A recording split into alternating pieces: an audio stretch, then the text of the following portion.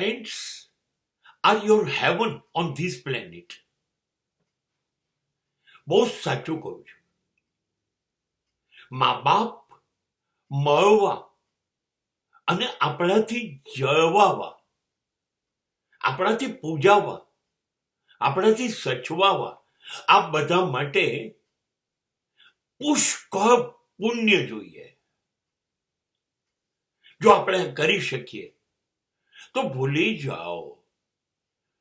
જાઓ, દેવ દર્શન ભૂલી જાઓ, પૂજા પાઠ ભૂલી જાઓ, તીર્થ યાત્રા ભૂલી જાઓ, કથાઓ સંત સત્સંગ ભૂલી જાઓ.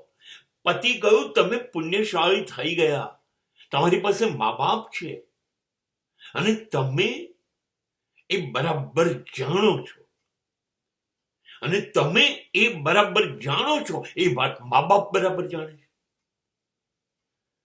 આ અદ્ભુત ઘટના છે.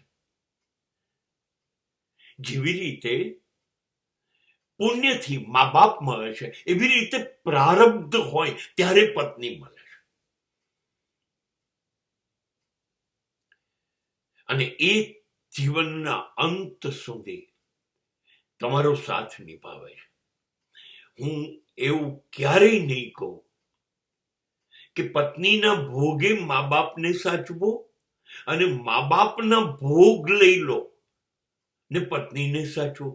નહીં, આ સમાજની કરુણ ઘટના બનશે. બેલેન્સ, સમતુલા એ દીકરાના ભાગે જ આવે છે.